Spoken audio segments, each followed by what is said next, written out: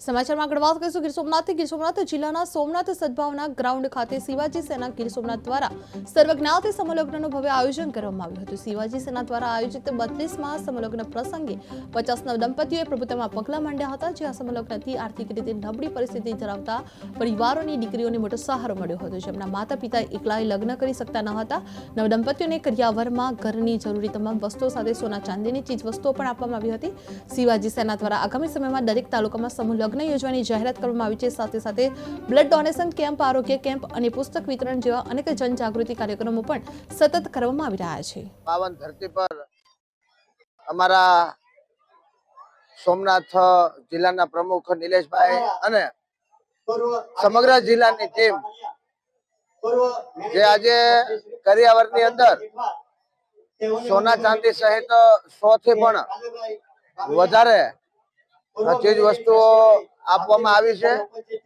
તો હું તમામ સમગ્ર સોમનાથ જિલ્લા ટીમને ખૂબ ખૂબ અભિનંદન પાઠવું છું કે આ દીકરીઓ માટે 51 દીકરીનો આજે સમૂહ લગ્ન છે। 51 દીકરીઓ માટે જાજામાં જાજો કરિયાવર મળે એમના માટે આ કમિટીએ જે રાત ને દિવસ જોયા વગર મહેનત કરી છે અને એ મહેનત આજે રંગ લાવી છે। ત્યારે આપ જોઈ શકો છો કે બધા જ આ વિસ્તારના પછાત લોકોના વર્ગે